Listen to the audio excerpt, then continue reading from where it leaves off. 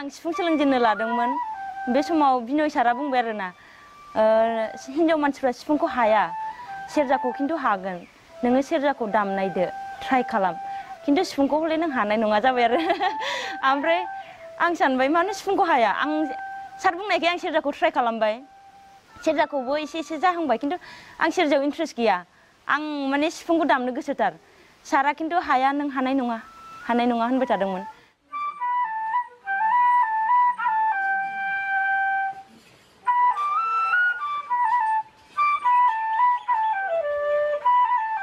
नटेसन होदोंमोन सारा नटेसनखौ नायबाय लोगोफोरा एसे खिन्थाबाय बोरै बोयो ओमफ्राय आसि माबानायावहाय खस्थ' मोनो आरो थाब जाथारा ओमफ्राय हाङाव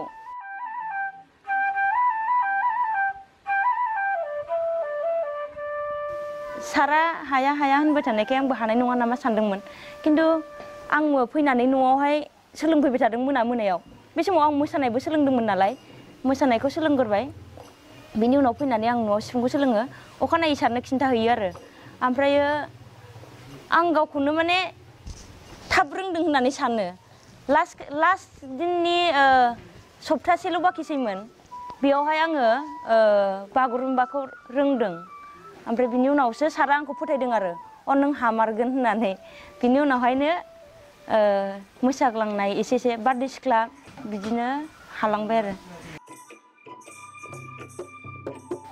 जोंना सिफुं हारिमु आफादनिफ्राय चान्स होबाय सोर दामनो गोसो हिन्जावफ्राबो दामनो हागोन होनना बुंबाय दाना दामनोथ' गोसोखा आंहा डाइरेक्ट सिलेक्ट खालामबाय आरो खामखौ बेयाव आं जेबो माबाखौ नायाखै माने गिलिर फिसा बेखौ नायासै आरो माने आंहा इन्ट्रेस्ट दंखायो नालाय दामनो खामखौ बेखायनो खामखौ दामबाय आरो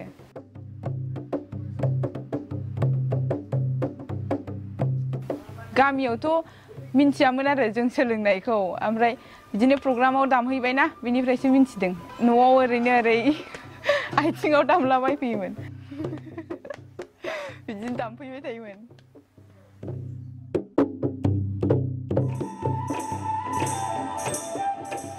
जों दा सिफुं हारिमु आफादनि थ्रुयैनो नैबे वार्कशपखौ लानाय जादों दा जोंहाथ' आखायाव रां गैया जेरै नै दानि वार्कशपआ सोलिदोंब्लाबो जों सोरनिफ्रायबा रां मोनाखै बे रांखौ जोङो थांनाय बैसागुआव 6टा 7टासो प्रग्राम गादोंमोन बे थाखाखौनो दोनथुमनानै जों दा नैबे गोदान सोलोंसाफोरनि गोसो गुदुं दुंनायखौ नायनानै बाहायनाय जादों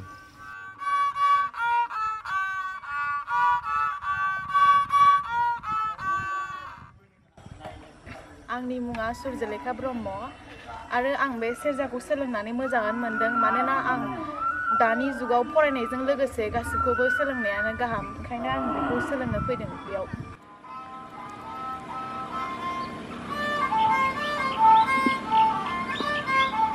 बयबो बिमा बिफाफ्रा एक्चुअलि नैबे मोसानाय दामनाय देनाय बायदि मैयाफोरखौ निश्चय जोंनि बर' माहारियाव हयथ' साफ्रोम गार्जेना बिमा बिफाया हयथ' बेबायदियाव गोजोननाय फैया सिगां आं निश्चय बायोमोन हगारनो मा जाहैनो बेजों फरायनायनि सोलायथ' आरो गुबुन खोथा फैथावा फरायनाय टाइमाव फरायनाय डिउटियानो जानांगौ आं बेखौल' लायोमोन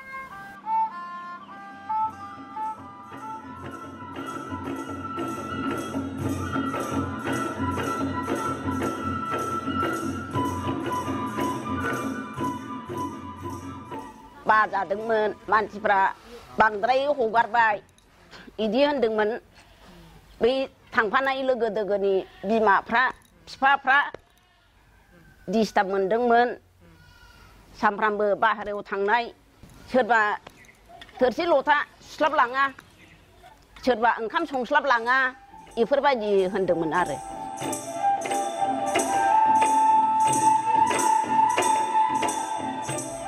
दि एन्ड होननाय मोनसे एनजिअनिफ्राय जागायजेननायनि मददखौ मोननाय जादों बा बिसिनि थुलुंगायैनो जों जागायनो हादों दा बे जागायनाय समाव जों गोबां खस्थ'यै सोलिदोंमोन गोबां जुजिनो गोनां जादों दा बिब्दिनो जुजियै माखासे सोलोंथाइ लागासिनो थाबाय बिदिनो गोदान मास्टार लिंहरबाय गोदान सोलोंथाइ लाबाय थाबाय रांनि मददखौबो DNAनो समाव होबाय थादों।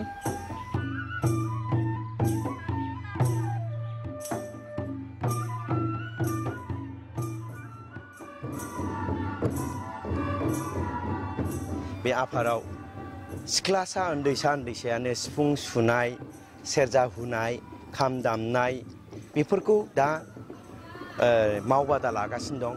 आं दिनै बिथांमोननि बानजायनायाव फैदों सानबानि हाबाफारि लानानै बिथांमोनखौनो मोसानो फोरोंफैदों हारिमु आफादनि जितु नियम बादियै।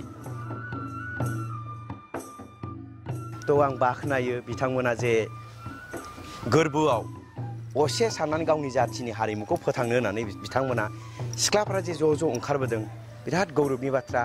बिसोरखौ साबायखर बावनांगोन। मानो होनबा चिरांनिल' नङा गासै डिस्ट्रिक्टआ गासै बर' जाथियानो जों बेखौ रोंनांगोन।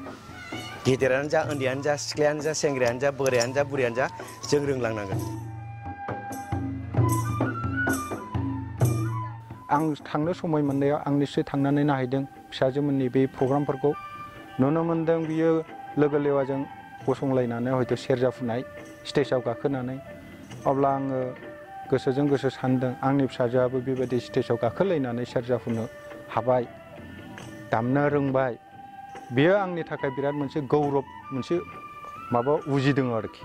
आंनि गोसोआव मोनसे बोलो फैदों। होमबाथ' गाज्रि नङा बे हाबाया।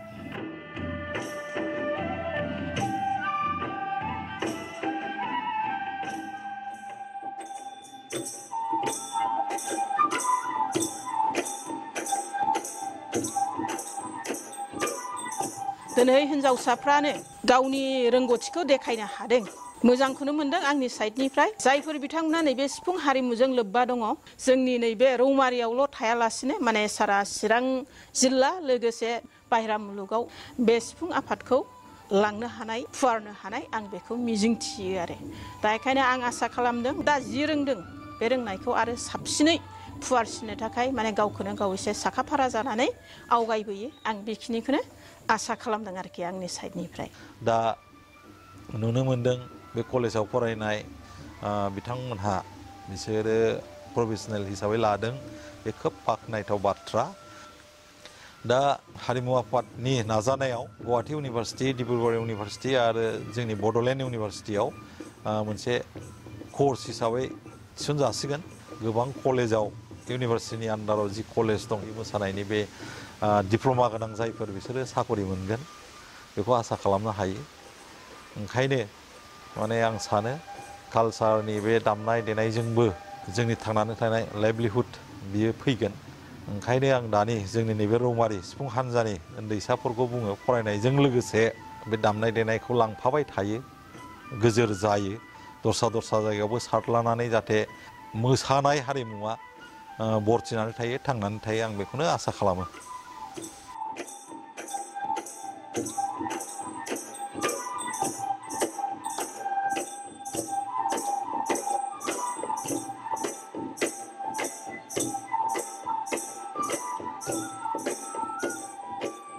मोसानाय मुसुरनायावबो दा फरायनायावबो पास जागासिनो।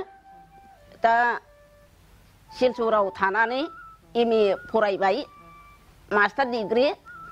दा गावसोर बेसेबां हायो बेसेबांखौ फरायबाय थाथोंसै, दामथोंसै, देथोंसै। उसुबिदा जागोन बायदि सानथावथाव गैला आरो। मालाय गावनो मिथिखाजोबसै, गावनो बुजिनो हानाय जाबाय। सिफुंखौ आंनो दामनो लुबैखाथारोमोन। दाबो आं सिफुं दामो। दा आं बाहेरायाव दामफुंनो हायिखायसो गथ'आ फुरा खालामखो ना माखो इदि सानो आङो ना।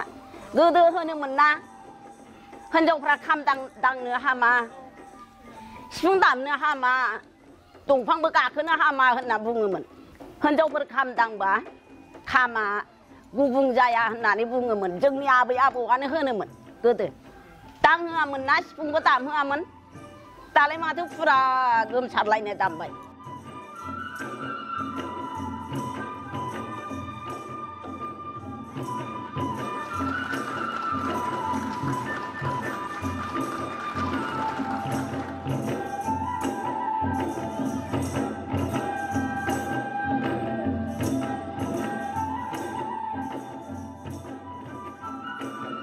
Thank you.